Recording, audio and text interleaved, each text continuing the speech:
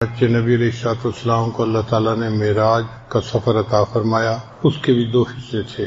ایک زمینی سفر جو مسجد حرام سے مکہ مکرمہ سے لے کے مسجد اقصیٰ تک ہوا، اس کو اسرا کہتے ہیں، اور دوسرا حصہ سفر کا تھا مسجد اقصیٰ سے لے کر عرش سے اوپر سے جانا سفر. چنانچہ معراج کے سفر کے لیے حضرت جبریل علیہ السلام تشریف لائے اور اپنے ساتھ ایک سواری لائے جس کو براق کہا جاتا. یہ گھوڑے کی شکل کی ایک سواری تھی. اس پر نبی علیہ السلام سوار ہوئے اور مکہ مکرمہ سے مسجد اقصیٰ تک کا سفر چند لمحوں میں کر لیا. راستے میں ایک جگہ نبی علیہ السلام رکے جو مدینہ طیبہ کے قریب ایک وادی تھی پہاڑ کی. وہاں نبی علیہ السلام کو بہت خوشبو آئی تو نبی علیہ السلام نے جبریل علیہ السلام سے پوچھا کہ اے جبریل علیہ السلام یہ خوشبو کیسی ہے؟ انہوں نے عرض کیا اے اللہ کے حبیب صلی اللہ علیہ وسلم، جو فرعون کے سر پہ تیل لگانے والی لڑکی تھی، عورت تھی، وہ یہاں پر مدفون ہے اور اس کے دفن ہونے کی وجہ سے پوری جگہ خوشبو سے رچی ہوئی ہے. وہ اللہ کے ہاں کیا مرتبہ رکھتی تھی کہ اس کی وجہ سے پورے علاقے کے اندر خوشبو، وہ ایمان والی تھی نا، اس کے ایمان کی خوشبو نے جگہ کو مہکا رکھا.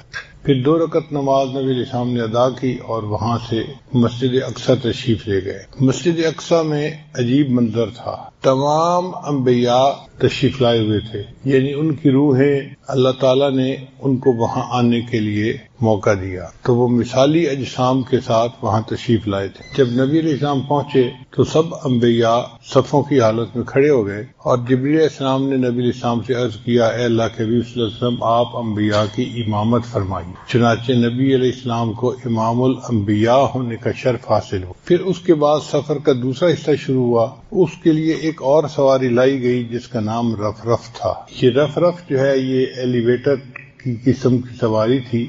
ایلیویٹر وہ سواری ہوتی ہے کہ جس پہ لوگ گراؤنڈ فلور سے اوپر کی منزل پہ جا سکتے ہیں، لفٹ بھی کہتے ہیں اس کو.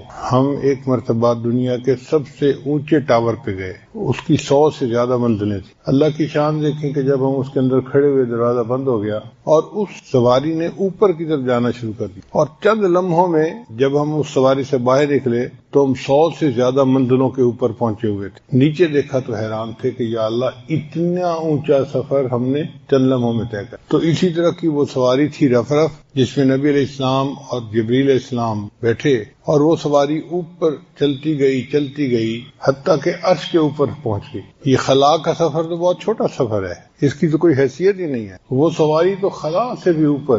آپ دیکھیے کہ عرش تک، اللہ کے عرش تک اس نبی علیہ السلام کو لے گئی. ایک جگہ ایسی آئی کہ جہاں جبریل علیہ السلام نے اللہ تعالیٰ کی خدمت میں عرض کیا اے اللہ کے حبیب صلی اللہ علیہ وسلم، یہاں سے آگے میں نہیں جا سکتا، اگر میں اس سے آگے جاؤں گا تو میرے پر بھی جل جائیں گے. یعنی اللہ تعالیٰ کا نور اتنا زیادہ ہے کہ اس نور کی وجہ سے میرے پر جل جائیں گے. تو اس سے آگے پھر نبی اللہ کے محبوب صلی اللہ علیہ وسلم اکیلے تشریف لے. اور کہاں تک گئے؟ اللہ کے اتنا قریب، ثم دنا فتدلی فکان قاب قوسین او ادنی. سدرۃ المنتہا سے بھی اوپر. سدرہ کہتے ہیں بیری کو عربی زبان میں، منتہا آخری بیری. یہ ایک نور کی بیری ہے، ایک نور ہے جو بیری کی طرح بندے کو نظر آتا ہے اور یہ اللہ تعالیٰ کے عرش سے اوپر ہے. تو نبی علیہ السلام اس سے بھی آگے تشریف لے گئے اور اکیلے تھے. اس سے نبی علیہ السلام کی پاکیزگی کا اندازہ لگائیے کہ اللہ تعالیٰ کے اتنا قریب، اللہ کے پاس کوئی ناپاک چیز نہیں جا سکتی. اللہ تعالیٰ ارشاد فرماتے ہیں الیہ یصعد الکلم الطیب والعمل الصالح یرفعہ. عمل صالح اللہ کی طرف لوٹتے ہیں اور کلمہ طیب اللہ کی طرف لوٹتا ہے. اس پروردگار پاک جو پاک ذات ہے اس کے پاس تو فرشتے بھی نہیں جا سکتے، مگر اللہ کے محبوب کی پاکیزگی ان فرشتوں سے بھی زیادہ تھی. اللہ نے اپنے محبوب کو اپنے پاس بلا لیا اپنے دیدار کے لیے. ایک سوال ذہن میں پیدا ہوتا ہے، یہ معراج کیوں پیش آیا؟ تو ہر چیز کی کوئی نہ کوئی وجہ ہوتی. اللہ کے محبوب صلی اللہ علیہ وسلم نے مکہ کے لوگوں کو دین کی طرف بلایا، مگر وہ ہٹ دھرم قسم کے لوگ تھے. تھوڑے لوگ مانے اور زیادہ نے مخالفت شروع کر دی. اور مخالفت ہی نہیں، نبی علیہ السلام کو انہوں نے تکالیف پہنچانے بھی شروع کر دی. تو اللہ کے محبوب صلی اللہ علیہ وسلم نے سوچا کہ یہ قریش مکہ اپنی ضد کے اوپر جمے رہے اور انہوں نے میرا پیغام ماننے سے انکار کر دیا.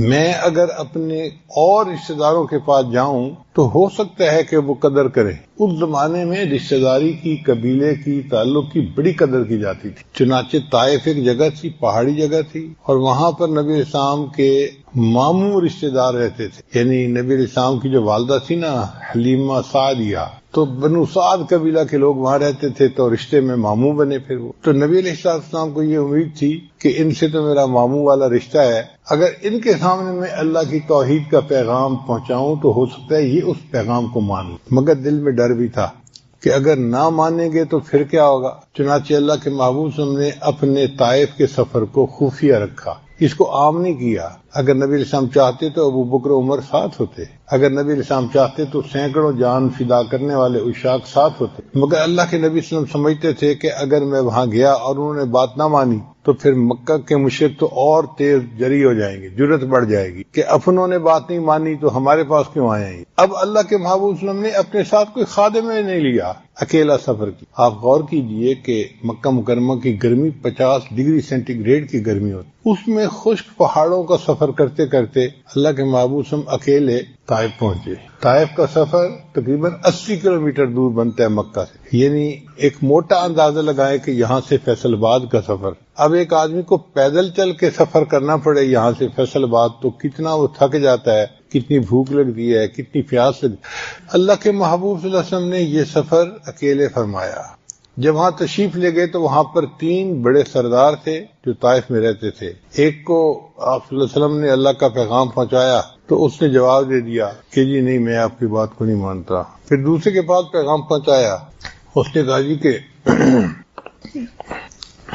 میں بھی آپ کی بات کو نہیں مانتا. اور تیسرے نے کہا کہ میں اس بات کو سننا ہی نہیں چاہتا، میں کیوں سنوں. یعنی تینوں نے ایک طرح سے انکار کر دیا، لیکن چونکہ رشتہ داری کا ایک تعلق تھا تو اس کا لحاظ کرتے ہوئے انہوں نے یہ کہا کہ جی آپ آئے تو ہیں یہاں لیکن آپ اس شہر میں رہ نہیں سکتے، آپ یہاں سے فوراً واپس چلے جائیں. دوسرے الفاظ میں انہوں نے شہر سے نکلنے کے لیے کہہ دیا. اب ایک بندہ جو 80 کلومیٹر کا سفر کر کے آیا ہو اور اس کو بیٹھنے بھی نہ دیا جائے، آرام بھی نہ کرنے دیا جائے اور کہہ دیا جائے جی کہ آپ واپس جائیں، تو سوچیں کتنی مشقت ہوتی ہے اس کے اوپر. پھر یہیں تک نہیں، ان سرداروں نے لڑکوں کو کہہ دیا کہ یہ دیوانہ قسم کا بندہ ہے جو ہمارے بتوں کو برا کہتا ہے، تو اس کو شہر سے باہر نکالو. یعنی لڑکے پیچھے لگا دیے. اب وہ لڑکے جو تھے ان کے ہاتھ میں پتھر تھے اور وہ پتھر مارتے تھے نبی علیہ السلام کو. اتنے انہوں نے پتھر مارے کہ محبوب صلی اللہ علیہ وسلم کو جو جوتا مبارک تھا نا، نالین مبارک، وہ خون سے بھر گیا تھا. اور عربوں میں تو مہمان نوازی مشہور تھی.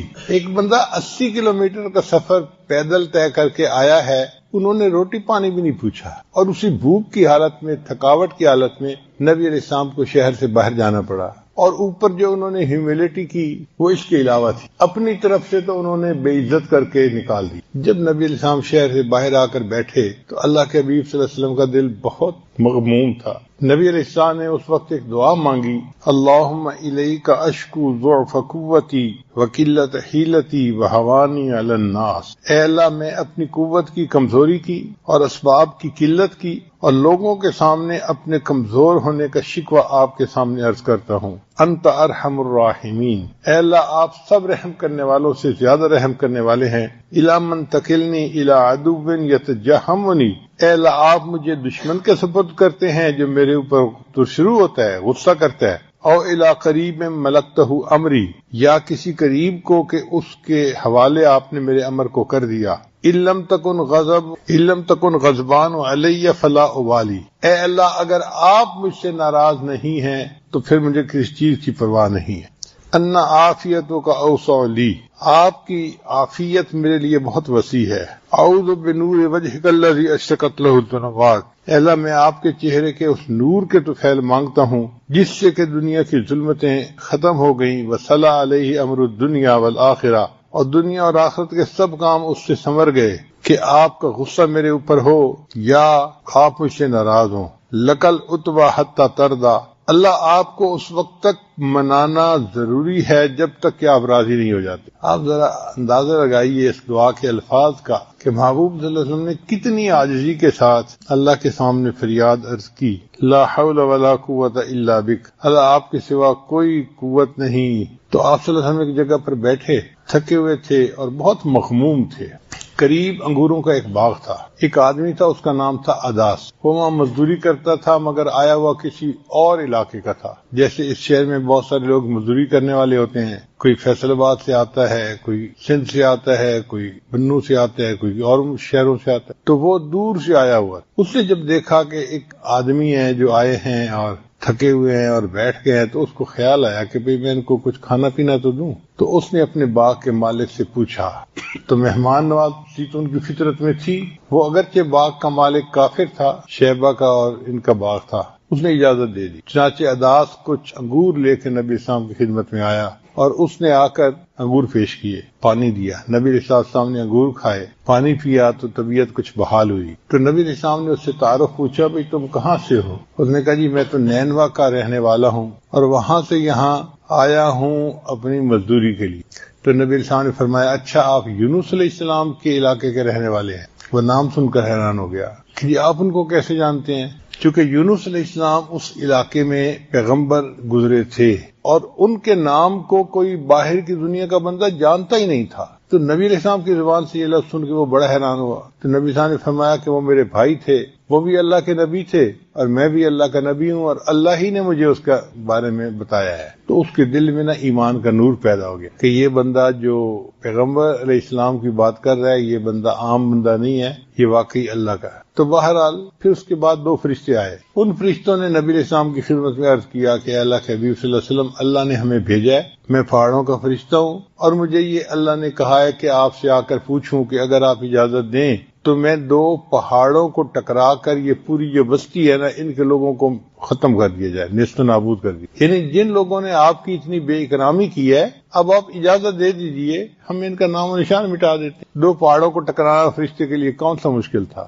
نبی صاحب نے اجازت نہیں دی. یہ دعا کی کہ یا اللہ میری قوم کی مغفرت فرما فإنہم لا یعلمون، وہ مجھے جانتے نہیں ہیں، ان کو حقیقت کا احساس نہیں کہ کون ہوں میں اور ان کے پاس اللہ کا پیغام لے کے آیا ہوں. چنانچہ نبی علیہ السلام نے ان کو منع کر دیا اور یہ بھی کہہ دیا کہ اگرچہ یہ لوگ ابھی ایمان نہیں لائے، ہو سکتا ہے آنے والے وقت میں ان کی اولادوں میں سے کچھ ایسے ہوں جو ایمان لائیں اور دین پر عمل کرنے والے بن جائیں. تو محبوب صلی اللہ علیہ وسلم کی رحمت للعالمین دیکھیے کہ اتنا کچھ ان سے خراب رویہ برداشت فرما لیا اور ان کے لیے عذاب کی اجازت نہیں دی. فرشتے چلے گئے تو نبی اسلام پھر اکیلے تھے اور اس کے بعد تنہائی میں بیٹھے ہوئے دل بہت غمزدہ تھا. تو نبی اسلام نے پھر دعا کی کاش کوئی میرا یار ہوتا جو مجھ سے یاری کرتا، میرا کوئی دلدار ہوتا جو مجھ سے دلداری کرتا، یعنی کوئی میرا قریبی دوست ہوتا کہ میں اپنا غم اس کے ساتھ شیئر کر سکتا. مقصد کہنے کا یہ تھا. جب نبی علیہ السلام نے یہ الفاظ کہے نا تو اللہ تعالیٰ نے فیصلہ فرما لیا، اے میرے محبوب میں آپ کا یار ہوں اور میں آپ کا دلدار ہوں. اب میں آپ کو اپنے پاس بلاؤں گا اور میں آپ کے دل کا غم آپ سے شیئر کروں. چنانچہ نبی علیہ السلام طائف سے واپس تشریف لے گئے مکہ مکرمہ، اور اس کے چند دنوں کے بعد نبی علیہ السلام کو یہ سفر معراج پیش آیا. تو گویا من تواضع للہ رفعہ اللہ، جو تواضع اختیار کرتا ہے اللہ اس کو بلندی عطا فرماتا. میرے آقا صلی اللہ علیہ وسلم نے اللہ کے سامنے کتنی تواضع اختیار کی، کیسی پیاری دعا مانگی اور مٹ کے الفاظ کہے. اس کے نتیجے میں اللہ نے آپ صلی اللہ علیہ وسلم کو معراج پر بلا لیا. چنانچہ جبریل اسلام آئے، براق لے کر آئے.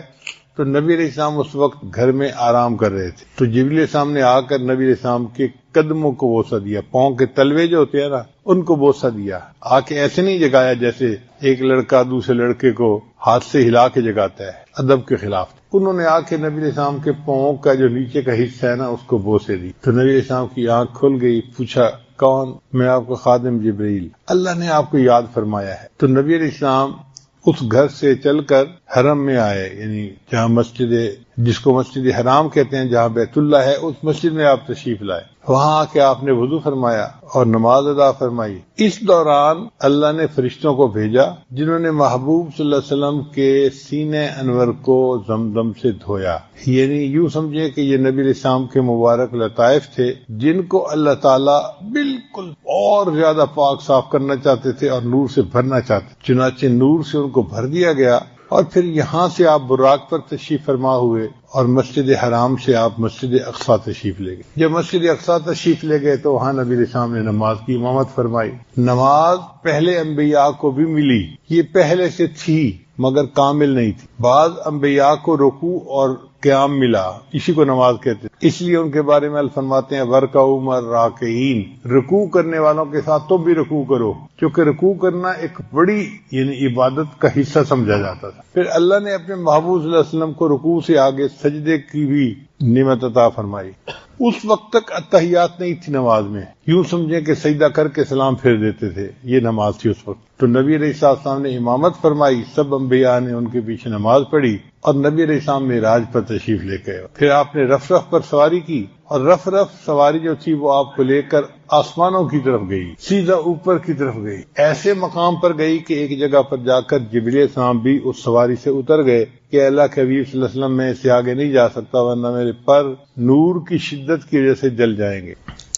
پھر اس سے اللہ کے نبی صلی اللہ علیہ وسلم آگے اکیلے تشریف لے گئے۔ ثم دنا فتدلی فکان قاب قوسین او ادنی، اللہ فرماتے ہیں کہ وہ اتنا اللہ کے قریب ہو گئے کہ جیسے ایک کمان ہوتی ہے نا، یوں اس کے دو سرے قریب ہوتے ہیں، وہ جو کمان کے دو سرے ہیں اتنا قریب ہو گئے بلکہ اس سے بھی زیادہ قریب ہو گئے۔ اللہ اکبر کبیرہ۔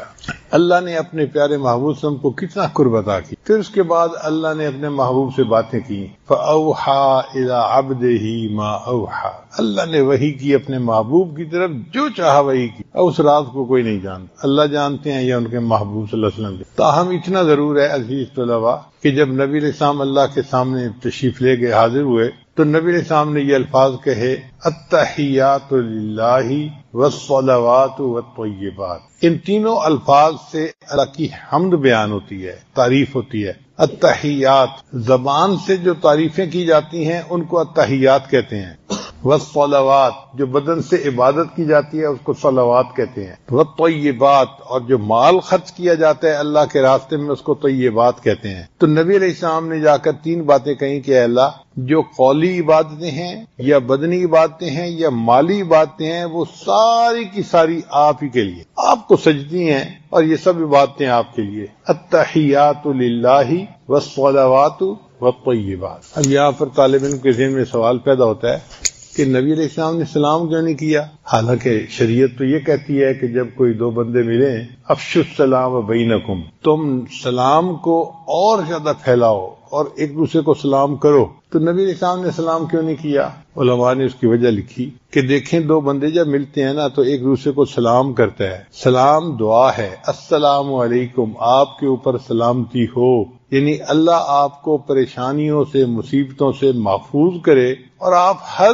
پریشانی سے سلامت رہیں، یہ السلام علیکم کا معنی ہوتا ہے۔ ہم دعا دے رہے ہوتے ہیں تو نبی علیہ السلام نے السلام علیکم اس لیے نہیں کہا کہ اللہ تعالیٰ تو سلام ہے، خود سلام ہے، ان کا نام ہے السلام، اس کو کوئی پریشانی نہیں، کوئی مصیبت نہیں، لہذا یہ دعا اللہ کے حق میں دی نہیں جا سکتی تھی۔ تو بس ایک ہی بات تھی کہ نبی علیہ السلام نے جا کر اللہ کی تعریف کی، اے اللہ، قولی عبادتیں، بدنی عبادتیں اور مالی عبادتیں، تینوں قسم کی جو عبادتیں ہیں ان کے حقدار آپ ہیں، آپ ہی کو وہ سجتی ہیں اور یہ سب آپ کے لیے۔ اللہ تعالیٰ نے اس کے جواب میں تین ہی الفاظ کہے، السلام علیکہ ایہا النبی ورحمۃ اللہ وبرکاتہ۔ اے نبی صلی اللہ علیہ وسلم، آپ کے اوپر سلامتی ہو، چونکہ آپ صلی اللہ علیہ وسلم تو مخلوق تھے نا اور اللہ کے نبی تھے، انسان تھے، تو آپ کو تو سلامتی کی ضرورت تھی۔ تو اللہ نے فرمایا السلام علیکہ ایہا النبی ورحمۃ اللہ وبرکاتہ، اور اللہ کی رحمتیں ہوں اور اللہ کی برکتیں ہوں۔ اب اس کے آگے بعض محدثین فرماتے ہیں کہ نبی علیہ السلام نے اپنی امت کو بھی اس دعا میں شامل کیا اور جواب میں یوں کہا، السلام علینا وعلی عباد اللہ الصالحین، ہم پر بھی سلامتی ہو اور جتنے نیک بندے آئیں گے ان پر بھی سلامتی ہو۔ اور بعض کہتے ہیں محدثین کے نہیں، فرشتوں نے یہ الفاظ کہے۔ تو بہرحال جو بھی تھے جواب میں یہ الفاظ بھی کہے گئے۔ اب یہ گفتگو تھی جو محبوب کی اللہ رب العزت سے عرش کے اوپر ہوئی، اور اس کو اللہ نے ہماری التحیات کا حصہ بنا دیا اور التحیات کو ہماری نماز کا حصہ بنا دیا۔ اللہ اکبر کبیر۔ طالب علم کے ذہن میں سوال پیدا ہوتا ہے کہ یہ معراج کیوں پیش آیا؟ اللہ تعالیٰ اپنے محبوب صلی اللہ علیہ وسلم کا دل خوش کرنا چاہتے تھے کہ محبوب صلی اللہ علیہ وسلم آپ کا دل غمزدہ ہے، آپ میرے پاس تشریف لائے، میں آپ کو جنتوں کی سیر کرواؤں، عرشوں کی سیر کرواؤں، اور میں آپ کو بتاؤں کہ میرے پاس آپ کا مقام کیا ہے۔ یہ تو بے قدر لوگ ہیں، جاہل لوگ ہیں، ان کو کیا پتا، ان سے کیا گلہ کرنا۔ تو اللہ نے اس لیے بلا لیا۔ اب سوال پیدا ہوتا ہے کہ پھر انبیاء وہاں کیوں موجود تھے؟ اس میں بھی حکمت ہے کہ اللہ نے اپنے انبیاء سے وعدہ لیا تھا پہلے سے ہی۔ قرآن مجید میں اللہ فرماتے ہیں آل عمران سورت میں وَإِذْ أَخَذَ اللَّهُ مِيثَاقَ النَّبِيِّينَ، اور یاد کرو اس وقت کو جب اللہ نے انبیاء سے میثاق لیا، وعدہ لیا، لَمَا آتَيْتُكُم مِّن كِتَابٍ وَحِكْمَةٍ، اے میرے انبیاء اگر میں تمہیں کتاب اور حکمت عطا کروں، ثم جاءکم الرسول، اور پھر تمہارے پاس رسول آئیں، مصدقا لما معکم، اور وہ تصدیق کریں جو تمہارے پاس ہے، لتؤمنن بہ ولتنصرنہ، تو تم ان کے اوپر ایمان لے آنا اور ان کی مدد کرنا۔ اب یہ انبیاء سے اللہ نے پہلے سے وعدہ لیا ہوا تھا، اور انبیاء نے وعدہ کیا تھا۔ قال اقررتم، اللہ نے فرمایا کیا آپ اس بات کا اقرار کرتے ہیں؟ واخذتم علی ذالکم اسری، اور میں اس کے اوپر تم سے عہد لیتا ہوں۔ قالوا، انہوں نے جواب دیا، اقررنا، اے اللہ ہم نے اس بات کا اقرار کیا کہ ہم آپ کے محبوب پر ایمان بھی لائیں گے اور ان کی مدد بھی کریں گے۔ قال فاشهدوا وانا معكم من الشاہدین، اللہ نے فرمایا اچھا میرے انبیاء تم بھی گواہ رہنا، میں بھی اس کے اوپر گواہ ہوں۔ اب اللہ نے یہ وعدہ لے لیا تھا انبیاء سے، تو نبی علیہ السلام تو دنیا میں سب سے آخر پہ تشریف لائے۔ اب اس عہد کو پورا کرنے کا موقع اور کیا ہو سکتا تھا؟ کوئی ہو ہی نہیں سکتا تھا۔ اللہ نے احسان فرمایا کہ جب نبی علیہ السلام معراج پر تشریف لے جا رہے تھے تو اس وقت انبیاء کی روحوں کو ایک جگہ پر اکٹھا فرما دی، اور نبی علیہ السلام کو وہاں لے گئے اللہ، تو انبیاء کو نبی علیہ السلام کی زیارت کا بھی موقع نصیب ہو گیا، اور نبی علیہ السلام کی نبوت کو تسلیم کرنے کا بھی موقع نصیب ہو گیا۔ چنانچہ انہوں نے نبی علیہ السلام کے پیچھے نماز ادا کی۔ تو اللہ کے محبوب صلی اللہ علیہ وسلم کی جو بلندی مرتبت ہے وہ ظاہر ہوئی اس سے کہ آپ صرف نبی نہیں تھے بلکہ امام الانبیاء تھے، انبیاء کے بھی امام تھے اور نبی الانبیاء بھی تھے، یعنی انبیاء کے بھی آپ نبی تھے۔ انبیاء سے اللہ نے وعدہ لیا تھا آپ کی نبوت کو ماننے کا، تو آپ نبی الانبیاء تھے۔ عزیز طلباء، ایک مثال پہ ذرا غور کرنا۔ کوئی بندہ مجھے ملتا ہے نا راستے میں، ناواقف ہوتا ہے یا انجان ہوتا ہے، کہتا ہے جی میں آپ سے ملنا چاہتا ہوں۔ میں کہتا ہوں بھئی فلان جگہ پر گھر ہے، مسجد ہے، آپ آ جانا، میں آپ سے ملاقات کر لوں۔ تو میں اس کو بلا لیتا ہوں کہ آپ آ جانا، میں آپ سے ملاقات کروں گا۔ لیکن اگر میں جا رہا ہوں اور مجھے کوئی اپنا بہت قریبی دوست ملے، اس سے دور کی رشتہ داری بھی تھی، بچپن کا کلاس فیلو بھی تھا، بہت قریبی تھا، اور کئی سالوں بعد وہ مجھے ملا، تو اس کو میں پتہ نہیں بتا دیتا کہ بھی فلان جگہ ملنے کے لیے آ جانا۔ میں کہتا ہوں بھئی آؤ میری گاڑی میں بیٹھو، میں آپ کو اپنے گھر لے جاتا ہوں۔ تو ایک بندے کو آنے کے لیے پتہ بتا دیا اور دوسرے بندے کو خود اپنی گاڑی میں بٹھا کے گھر لے کے آئے۔ ہے نا فرق دونوں میں؟ وجہ کیا تھی کہ جو پہلا تھا وہ مرید تھا، اس کو ارادت تھی، اس کو کام تھا، اور یہ جو دوسرا بندہ تھا نا یہ مراد تھا، یہ محبوب تھا، اس کو ساتھ بٹھا کے لے آئے۔ تو اللہ کے محبوب صلی اللہ علیہ وسلم اللہ کے محبوب تھے، مراد تھے، اور حضرت موسیٰ علیہ السلام اللہ کے مرید تھے، طالب تھے۔ تو موسیٰ علیہ السلام اللہ سے ملاقات کرنا چاہتے تھے۔ اللہ نے فرمایا وَلَمَّا جَاءَ مُوسَىٰ لِمِيقَاتِنَا، جب آئے موسیٰ علیہ السلام ہماری ملاقات کے لیے، یعنی موسیٰ علیہ السلام آئے ملاقات کرنے کے لیے کوطور کے اوپر، اور جب نبی علیہ السلام کا معاملہ آیا تو اللہ نے یہ نہیں فرمایا کہ جب میرے محبوب آئے مجھ سے ملاقات کے لیے، اللہ نے فرمایا سبحان الذی اسریٰ بعبدہ لیلا من المسجد الحرام الی المسجد الاقصی، پاک ہے وہ ذات جو لے گیا اپنے محبوب کو مسجد حرام سے مسجد اقصی تک، یعنی نبی علیہ السلام نہیں گئے، اللہ لے گیا۔ اب اللہ نے سبحان سے اس لفظ کو شروع فرمایا، اس بات کا تذکرہ کیا۔ سبحان کا مطلب جو ہر کمی سے پاک ہو، ہر عیب سے پاک ہو۔ اس کا مطلب یہ کہ جو بندہ اس میں شک کرے وہ اللہ تعالیٰ کے ذات کے بارے میں تردد کرنے والا ہے، اس کا ایمان ہی ضائع ہو جائے گا۔ تو جب اللہ کہتے ہیں کہ اللہ لے گیا، اللہ پاک ہے ہر عیب سے، اب کوئی یہ نہیں کہہ سکتا جی یہ چیز تو ممکن ہی نہیں تھی۔ بھئی بندوں کے لیے ناممکن تھی، اللہ کے لیے ناممکن نہیں تھی، اللہ جو چاہے وہ کر سکتے۔ تو پاک ہے وہ ذات جو لے گئی اپنے محبوب کو اپنے مسجد حرام سے مسجد اقصی تک۔ اسی طرح حضرت موسیٰ علیہ السلام نے اللہ سے دعا مانگی تھی، رب اشرح لی صدری، اے اللہ میرے سینے کو شرح عطا فرما دیجئے، کھول دیجئے، شرح صدر عطا فرما دی۔ تو گویا موسیٰ علیہ السلام کو ایک نعمت کی طلب تھی، انہوں نے اللہ سے دعا مانگی، اور اللہ نے اپنے محبوب کو بھی شرح صدر والی نعمت عطا فرمائی، مگر یہ نہیں کہا کہ میرے محبوب نے مجھ سے مانگا تھا۔ اللہ فرماتے ہیں الم نشرح لک صدرک، اے میرے محبوب کیا ہم نے آپ کو شرح صدر نہیں عطا فرما دیا؟ تو دیکھو مرید کا معاملہ اور تھا اور مراد کا معاملہ کچھ اور۔ تو موسیٰ علیہ السلام کو طور پر دیدار کے لیے گئے تھے، اور اللہ نے اپنے محبوب کو اپنے پاس دیدار کے لیے خود بلا لیا۔ چنانچہ کچھ لوگ ایسے بھی ہیں کہ جو کہتے ہیں جی کہ نبی علیہ السلام کو جسمانی معراج نصیب نہیں ہوا، روحانی معراج تھا۔ علماء اہل سنت والجماعت اس بات کا یقین رکھتے ہیں کہ محبوب صلی اللہ علیہ وسلم کو اللہ نے جسمانی معراج عطا فرمایا۔ بھئی روحانی معراج عطا ہونا تھا اور ایک تجلی پڑھنی تھی تو پھر عرشوں پر بلانے کی کیا ضرورت تھی؟ جیسے اللہ نے موسیٰ علیہ السلام کے لیے کوہ طور پر تجلی ڈال دی تھی، تو اللہ اپنے محبوب کے لیے جبل نور پہ بھی تجلی ڈال سکتے تھے۔ جبل نور کو کوہ طور بنا دینا کون سا مشکل تھا اللہ کے لیے؟ تو پھر عرشوں پہ لے جانے کا کیا مسئلہ، اس کی کیا ضرورت؟ عرش پر جو اللہ لے گئے، یہ چیز ثابت کر رہی ہے کہ یہ جسمانی معراج تھا۔ دنیا میں معراج کیوں نہیں اللہ نے دے دیا؟ اب اس کی وجہ سمجھیے کہ اللہ تعالیٰ کا دیدار دنیا میں ممکن ہی نہیں ہے۔ دنیا کے اندر اتنی صلاحیت ہی نہیں ہے کہ یہ اللہ تعالیٰ کی اس تجلی کو برداشت کر سکے۔ اللہ تعالیٰ نے موسیٰ علیہ السلام کو 70,000 پردوں میں سے تجلی ڈالی تھی، 70,000 پردوں سے تجلی ڈالی تھی۔ فلما تجلی ربہ جعلہ دکا وخر موسیٰ صعقا، اور وہ پہاڑ جو تھا نا جس پر تجلی پڑی تھی وہ جل کر کوئلہ بن گیا تھا، اور موسیٰ علیہ السلام بے ہوش ہو گئے۔ اس کا مطلب یہ کہ دنیا اللہ کی تجلی کو برداشت کرنے کی صلاحیت ہی نہیں رکھتی۔ یہ بات سمجھ گئے؟ اب اللہ تعالیٰ تو پردوں کے بغیر اپنے محبوب کو اپنا جلوہ دکھانا چاہتے تھے، تو وہ چیز تو دنیا میں ممکن ہی نہیں ہے۔ اسی کو تو حضرت مجذوب رحمۃ اللہ نے فرمایا، نہیں کرتے وہ وعدہ دید کا حشر سے پہلے، نہیں کرتے وہ وعدہ دید کا حشر سے پہلے، دل بیتاب کی ضد ہے ابھی ہوتی یہی ہوتی۔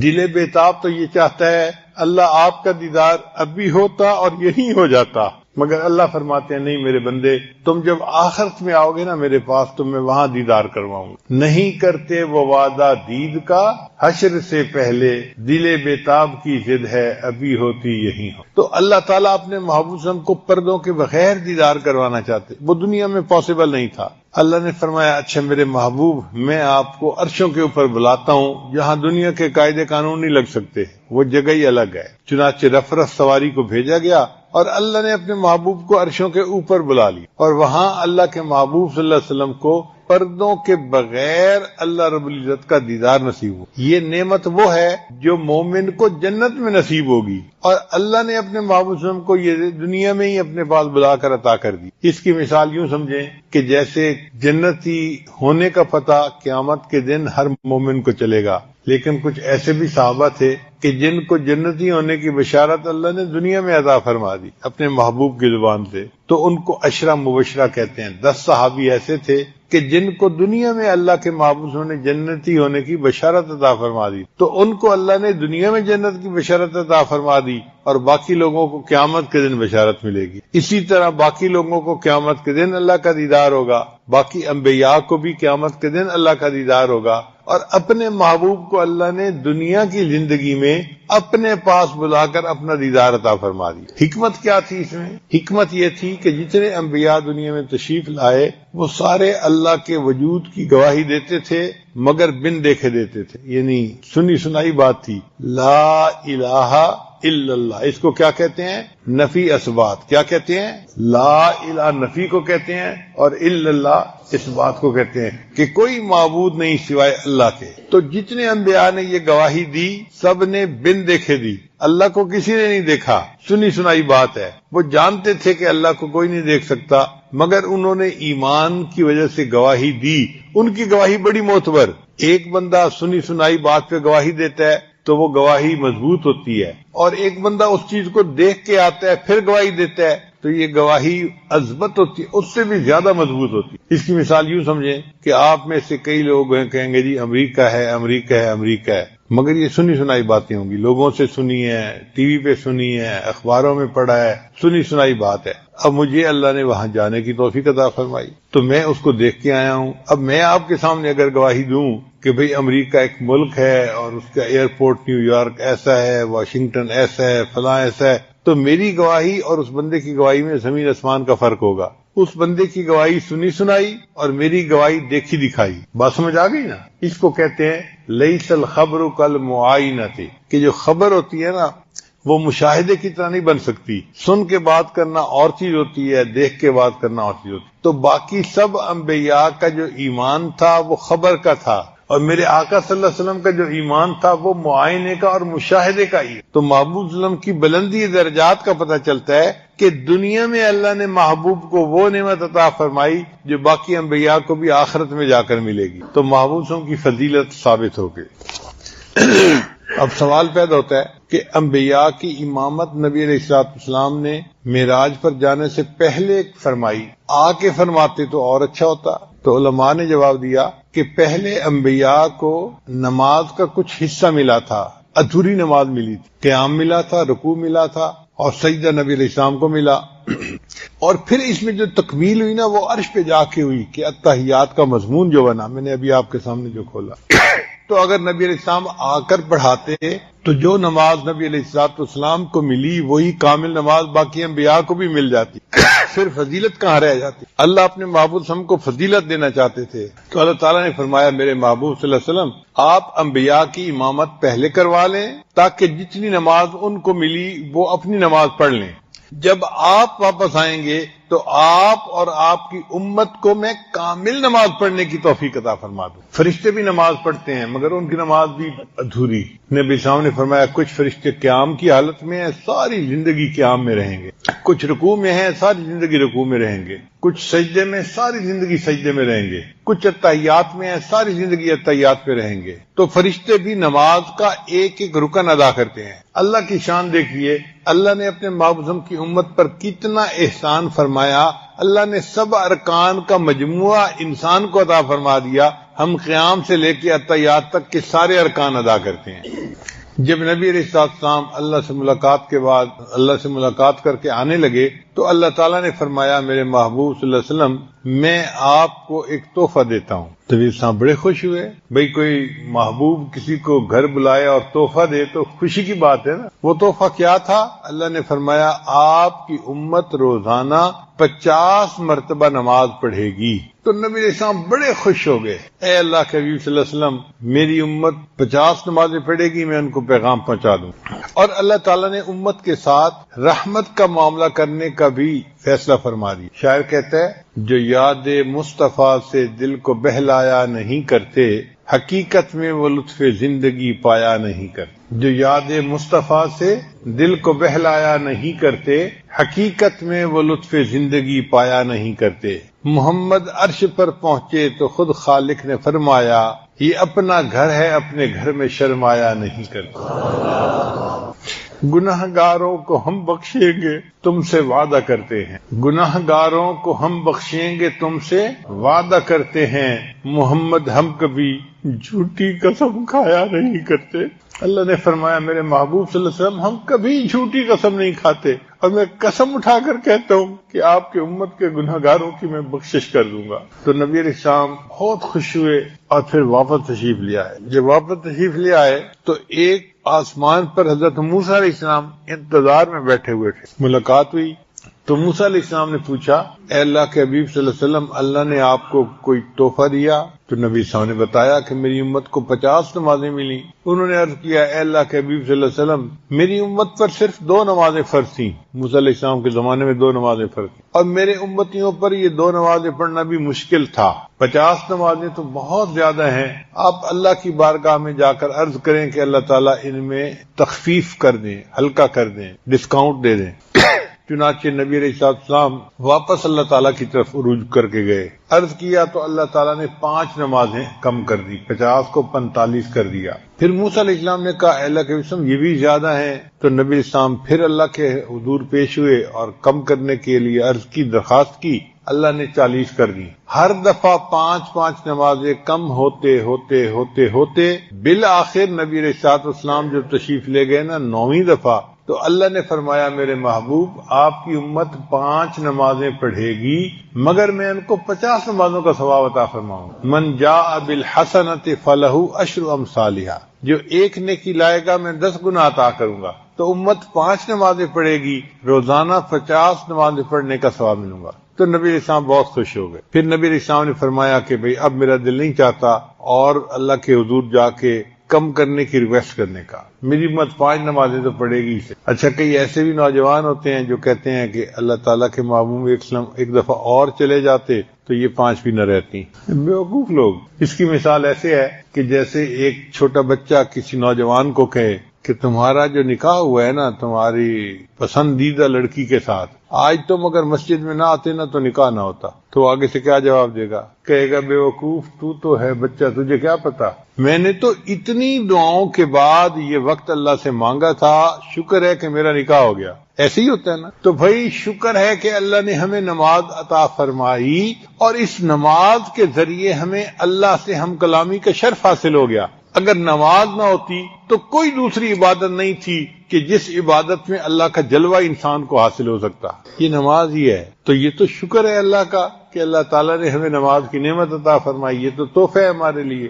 اب ایک سوال اور پیدا ہوتا ہے کہ کیا موسیٰ علیہ السلام ہمارے آقا صلی اللہ علیہ وسلم سے زیادہ ذہین تھے کہ نبی علیہ السلام کو 50 نمازوں کا تحفہ ملا تو نبی علیہ السلام خوشی خوشی آ رہے ہیں جی 50 نمازوں کا تحفہ مل گیا. حضرت موسیٰ علیہ السلام نے کہا کہ نہیں ان کو کم کروا لیجئے، امت کے لیے بوجھ ہوگا. تو علماء نے جواب دیا ہے کہ نہیں، ہمارے آقا صلی اللہ علیہ وسلم موسیٰ علیہ السلام سے زیادہ ذہین تھے، مگر فرق یہ تھا کہ ہمارے آقا صلی اللہ علیہ وسلم نے اللہ کا دیدار کیا تھا اور ان کے اوپر مشاہدے کی کیفیت تھی. مشاہدے کی کیفیت میں جو عاشق ہوتا ہے نا اس کو سمجھ نہیں لگتی وہ کیا کر رہا ہے. اور اس کی دلیل سورہ یوسف سے ملتی ہے. مصر کی عورتوں نے یوسف علیہ السلام کا دیدار کیا تھا، وَقَطَّعْنَ أَيْدِيَهُنَّ، اور انہوں نے اس کو دیکھ کے اتنی یعنی وہ حواس باختہ ہو گئی کہ ان کو پتہ ہی نہیں چلا، انہوں نے اپنی انگلیوں کو کاٹ لیا تھا. تو جب دیدار ہوتا ہے تو عاشق کا یہ حال ہوتا ہے، اسے سمجھ نہیں لگتی اپنی. تو محبوب صلی اللہ علیہ وسلم نے تو دیدار اللہ کا کیا تھا. اس مشاہدے کی کیفیت تھی نبی علیہ السلام کے اوپر. اس میں اگر بالفرض اللہ تعالیٰ 500 نمازوں کا تحفہ دیتے تو نبی علیہ السلام اس پر بھی ہاں کر دیتے. 50 نمازیں تو کوئی بات ہی نہیں تھی. موسیٰ علیہ السلام اس مشاہدے کی کیفیت میں نہیں تھے. جب انہوں نے سنا 50 نمازیں تو انہوں نے کہا اے اللہ کے حبیب اس کو کم کروا لیجئے. چنانچہ اللہ تعالیٰ نے کم کرتے کرتے 5 رکھی، باقی معاف کر دی. اب ایک سوال اور پیدا ہوتا ہے کہ اللہ تعالیٰ نے اگر 5 رکھنی تھی باقی معاف کرنی تھی تو پھر ایک ہی دفعہ 45 معاف کر کے 5 رکھ لیتے، ختم مسئلہ. یہ تو عجیب سی بات ہے کہ ہر دفعہ 5 کرتے کرتے 45 معاف کر دی، 5 رہ گئی. تو علماء نے لکھا اس میں بھی حکمت ہے. کیا حکمت ہے؟ اگر اللہ کے حبیب ایک دفعہ اوپر تشریف لے جاتے اور 50 5 بن جاتی باقی معاف ہو جاتی تو اعتراض کرنے والے اعتراض کرتے کہ جی اللہ نے ان کو ایک دفعہ اوپر عروج عطا کیا، بس وہ 1 ٹائم تھا.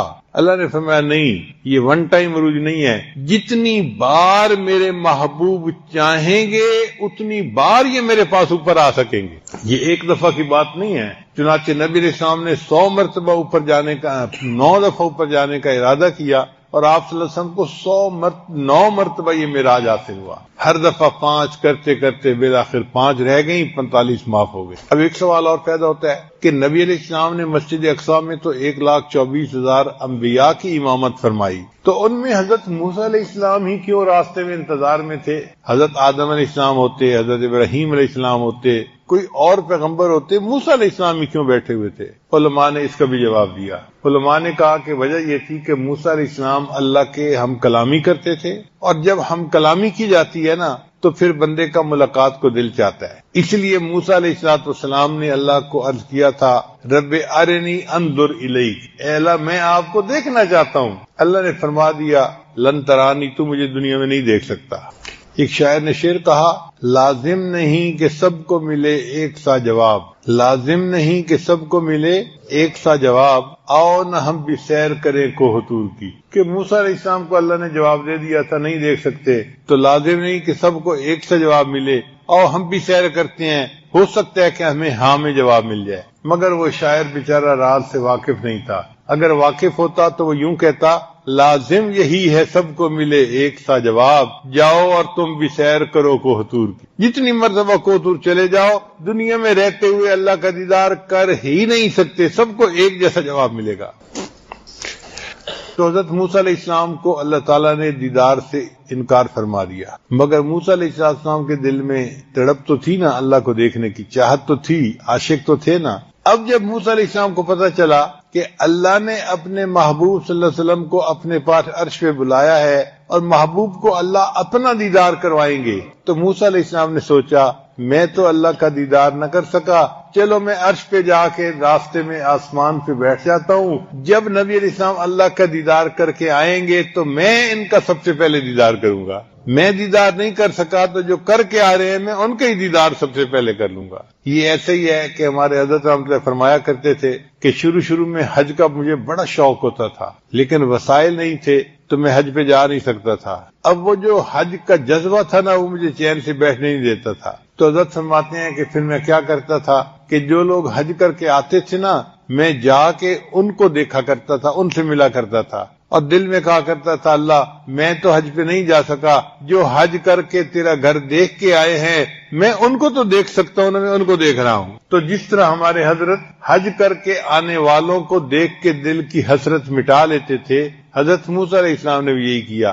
اللہ مجھے تو آپ نے انکار فرما دیا تھا، نہیں دیکھ سکتے، اب اپنے محبوب کو دیدار کے لیے بلایا ہے، جو آپ کا دیدار کر کے آئیں گے میں کم از کم ان کا تو دیدار کر لوں گا۔ اس لیے حضرت موسیٰ علیہ السلام راستے میں بیٹھے اور انہوں نے نبی علیہ السلام کا انتظار کیا۔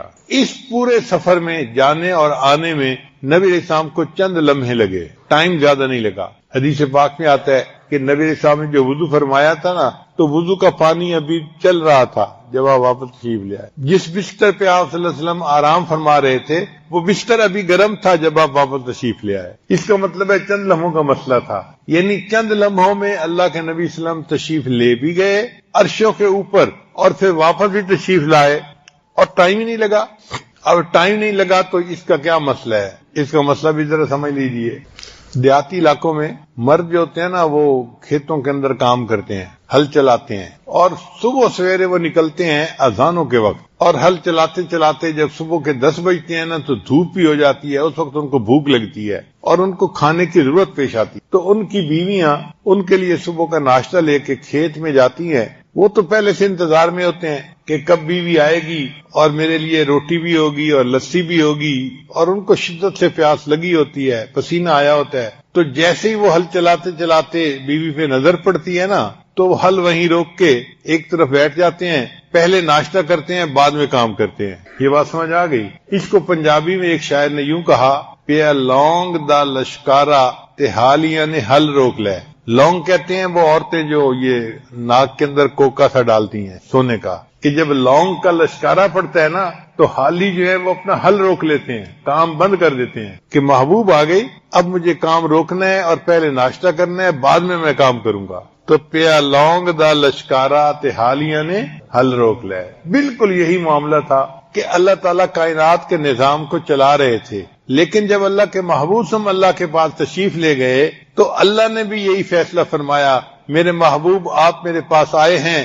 میں تھوڑی دیر کے لیے نظام کائنات کو روک دیتا، لہذا ٹائم آگے گزرا ہی نہیں، جہاں ٹائم تھا وہیں رہا، اور اللہ کے محبوب صلی اللہ علیہ وسلم سیر کر کے عرشوں کی پھر واپس بھی تشریف لی۔ اب یہ چیز سائنس سے بھی ثابت ہو گئی ہے، پہلے زمانے میں تو نہیں تھی، لیکن چونکہ آج سائنسی دور ہے تو سائنس نے بھی اس بات کو تسلیم کر لیا ہے۔ میں تھوڑی دیر کے لیے سائنس پڑھے لوگوں کے ساتھ گفتگو کروں گا تاکہ وہ ذرا اس بات کو عقلی طور پہ بھی سمجھ لیں۔ ایک سائنسدان گزرا ہے، اس کا نام تھا آئنسٹائن۔ اس نے تھیوری آف ریلیٹیوٹی پیش کی، اور اس تھیوری آف ریلیٹیوٹی میں اس نے ایک نظریہ پیش کیا ٹائم ڈائلیشن کا، کہ ٹائم جو ہے نا یہ لمبا بھی ہو جاتا ہے، ٹائم ڈائلیٹ بھی کر جاتا ہے۔ اس میں اس نے ایک ایکویشن لکھی، T=T0 بٹا 1 - v²/c²√۔ اب ہر طالب علم تو نہیں سمجھے گا، لیکن جو سمجھتے ہیں کم از کم وہ تو سمجھے نا۔ تو یہ اس نے ایکویشن پیش کی۔ اسی ایکویشن سے ثابت ہوتا ہے کہ سی جو ہے یہ ہے ویلاسٹی آف لائٹ، جو روشنی کی ویلاسٹی ہے، 1,86,000 میل فی سیکنڈ، یعنی ایک سیکنڈ میں روشنی اتنا لمبا سفر کر لیتی ہے. اللہ اکبر کبیرہ. اگر فریم آف ریفرنس کی سپیڈ اس سے کم ہوگی تو وی چھوٹا اور نیچے سی بڑا. اس کا مطلب ہے کہ وی بٹا سی جو ہے نا وہ ایک سے چھوٹا بن جائے گا. تو ایک سے چھوٹے کا مطلب یہ کہ 1 مائنس چھوٹا ایک سے، تو جواب پازیٹو آ جائے گا. تو نتیجہ یہ نکلا کہ اگر فریم آف ریفرنس کی سپیڈ ویلوسٹی آف لائٹ سے کم ہے تو پھر مستقبل آتا رہتا ہے، یعنی ٹائم آگے بڑھتا رہتا ہے. پازیٹو جواب آ گیا. اور اگر وی اور سی برابر ہو جائیں تو وی بٹا سی برابر 1 ہو گیا، تو 1 نفی 1 کتنا بنا؟ 0. اور اگر کسی چیز کے نیچے 0 ہو تو اس کا جواب انفینٹی ہوتا ہے. تقسیم کیا جائے نا کسی چیز کو 0 سے تو جواب کیا ہوتا ہے؟ انفینٹی. اس کا مطلب یہ کہ اگر فریم آف ریفرنس کی سپیڈ ویلاسٹی آف لائٹ کے برابر ہو جائے تو جواب انفینٹی آئے گا، ٹائم رک جائے گا، ہمیشہ وہی ٹائم رہے گا. اور اگر وی جو ہے وہ سی سے بڑھ جائے تو وی بڑا ہے، سی چھوٹا ہے. اس کا مطلب یہ کہ اس کا جو جواب آئے گا وی بٹا سی کا وہ 1 سے زیادہ ہوگا. اب 1 مائنس 1 سے زیادہ کوئی چیز ہو تو جواب نیگیٹو آ جائے گا. نیگیٹو کا مطلب یہ کہ اگر فریم آف ریفرنس کی سپیڈ ویلاسٹی آف لائٹ سے زیادہ ہو جائے گی تو پھر ماضی آنا شروع ہو جائے گا. یہ ماضی کیسے آئے گا؟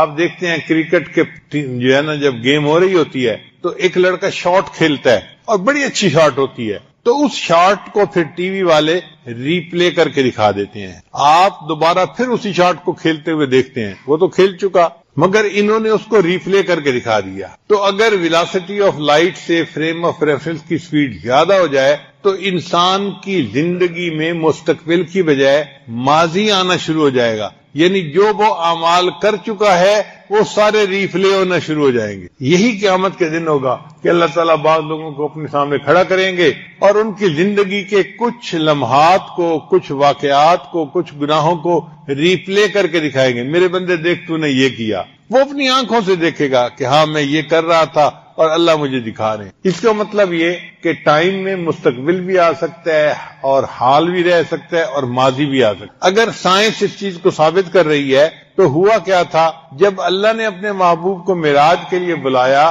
تو اس وقت جو فریم آف ریفرنس کی سپیڈ تھی اللہ نے اس کو سپیڈ آف لائٹ کے برابر کر دیا تو ٹائم اپنی جگہ پر رک گیا. چنانچہ نبی علیہ السلام گئے، اللہ سے ملاقات کر کے عرشوں کی جنت کی سیر کر کے جب واپس آئے تو ٹائم جہاں رکا تھا وہیں کا وہیں موجود. تو یہ چیز آج سائنس بھی ثابت کرتی. چنانچہ عقل پرست لوگ بھی آج معراج کا انکار نہیں کر سکتے. اب ایک سوال اور پیدا ہوتا ہے کہ اللہ نے جو 5 نمازیں امت کے اوپر رکھی اس میں کیا حکمت تھی؟ تو علماء نے جواب دیا کہ 5 بنیادی نعمتیں ہیں جو اللہ نے ہر انسان کو عطا کی ہوئی ہیں: روٹی، کپڑا، مکان، بیوی اور سواری. یہ کتنی نعمتیں بنی؟ 5 نعمتیں: روٹی، کپڑا، مکان، بیوی اور سواری. اور قرآن مجید میں اللہ تعالیٰ بنی اسرائیل والوں کو فرماتے ہیں وَجَعَلَكُمْ مُلُوكًا، اے بنی اسرائیل والو ہم نے تو تمہیں بادشاہ بنایا. تو مفسرین نے لکھا ہے جس بندے کو 5 نعمتیں مل جائیں وہ بادشاہوں جیسی زندگی گزارتا ہے. روٹی، کپڑا، مکان، بیوی اور سواری. جس بندے کو یہ 5 نعمتیں مل جائیں اس کی زندگی شاہانہ زندگی ہوتی ہے. اور یہ نعمتیں آج کے دور میں تو اکثر لوگوں کو حاصل ہیں. ہر بندے کو اللہ نے روٹی دی، کپڑا دیا، مکان دیا، بیوی دی اور سواری بھی دی. یہ الگ بات کہ کسی کو گاڑی ملی، کسی کو موٹر سائیکل ملا، سواری تو ملی ہے نا. پہلے زمانے میں کسی کو اونٹ ملتا تھا، کسی کو گھوڑا، کسی کو گدھا، سواری کہلاتی تھی. آج کے دور میں بھی سواری ملی ہے. کون سی؟ گاڑی کی ہو یا سائیکل موٹر کی ہو، سواری تو اللہ نے دی ہوئی ہے نا. تو جس بندے کو یہ 5 نعمتیں مل جائیں اللہ نے اپنی ساری نعمتیں گویا اس کو عطا فرما دی. وہ خوش نصیب انسان ہے، وہ بادشاہوں کی زندگی گزارنے والا بندہ ہے. تو اللہ نے 5 نمازیں اس لیے فرض کی، میرے بندو تم 5 نمازیں پڑھو گے تو گویا یہ جو زندگی کی 5 بنیادی نعمتیں ہیں تم ان کا شکر ادا کرنے والے بن جاؤ گے، میں تمہیں اپنے شکر گزار بندوں میں شامل کر لوں گا. بعض علماء نے کہا کہ نہیں، انسان کی زندگی میں 5 حواس ہیں جن کو حواس خمسہ کہتے ہیں، ان کی مدد سے ہم زندگی گزارتے ہیں. یہ 5 حواس کون سے ہیں؟ دیکھنا، سننا، چکھنا، چھونا اور سونگھنا 5 حواس ہیں. ہم ان حواس سے کسی بھی چیز کے بارے میں معلوم کر سکتے ہیں کہ یہ کیسی ہے. تو یہ 5 حواس اللہ نے ہر انسان کو عطا فرمائے جن کی وجہ سے زندگی اچھی گزرتی ہے. آپ بتائیں اگر کسی کو آنکھیں نہ ملیں تو زندگی کا کوئی مزہ رہ جاتا ہے؟ یا کسی بندے کو سننے کی نعمت نہ ملے تو زندگی کا کیا مزہ؟ یا کسی بندے کو سونگھنے کی نعمت نہ ملے تو زندگی کا کیا مزہ؟ یا کسی بندے کو ذائقہ ہی نہیں ہے، جو کھا رہا ہے سب ایک جیسی چیز ہے، تو زندگی کا کیا مزہ؟ تو زندگی کا مزہ ان 5 حواس کے ساتھ آتا ہے. بات سمجھ آ گئی؟ اللہ نے فرمایا میرے بندو جو 5 نمازیں ادا کرے گا وہ گویا ان تمام حواس کی نعمتوں کا شکر ادا کرنے والا ہے، میں اس کو اپنی شکر گزار بندوں میں شامل کر لوں. بعض علماء نے ایک جواب اور دیا، وہ کہتے ہیں کہ 5 مصیبتیں ایسی ہیں جن میں سے ہر بندے کو گزرنا پڑے گا: موت، قبر، حشر، میزان اور پل صراط. ان مراحل میں سے ہر بندے کو گزرنا پڑے گا. کوئی ایسا نہیں کہ جو کہے کہ نہیں مجھے فلاں مرحلے میں سے نہیں گزرنا پڑے گا. بات سمجھ گئے نا؟ موت، قبر، حشر، میزان اور پل صراط. اللہ نے 5 نمازیں فرض فرمائیں. میرے بندو اگر تم 5 نمازیں پابندی سے پڑھو گے میں تمہیں ان 5 مراحل میں آسانی کے ساتھ پار کر دوں گا. اس لیے اللہ نے 5 نمازیں فرض فرمائیں. اب ایک سوال اور پیدا ہوتا ہے کہ نماز میں رکعتیں ہیں 2، 3 اور 4، تو 2، 3 اور 4 رکعتیں کیوں ہیں؟ علماء نے جواب دیا اللہ نے فرشتوں کو پیدا کیا، اولی اجنحۃ مثنی و ثلاث و رباع. اللہ نے ان فرشتوں کے پر بنائے 2، 3 اور 4. بعض فرشتوں کے 2 پر، بعض کے 3 پر اور بعض کے 4 پر بنائے. اللہ نے امت کو نماز کی 2، 3 اور 4 رکعتیں عطا فرمائیں. میرے بندو فرشتے پرواز کرتے ہیں تو وہ عرشوں تک پہنچ جاتے ہیں. تمہیں میں نماز کی رکعتیں دے رہا ہوں، تم نماز پڑھو گے میں تمہیں روحانی پرواز عطا فرما دوں. پھر پورے دن میں 17 رکعتیں فرض ہیں. کتنی رکعتیں فرض ہیں؟ 17 رکعتیں. وہ کیسے؟ 2 رکعت فرض ہے فجر کی، اور 4 رکعت فرض ہے ظہر کی، 4 اور 2 6، اور 4 رکعت فرض ہے عصر کی. تو کتنے ہو گئے؟ 10 ہو گئے. اور 3 رکعت فرض ہے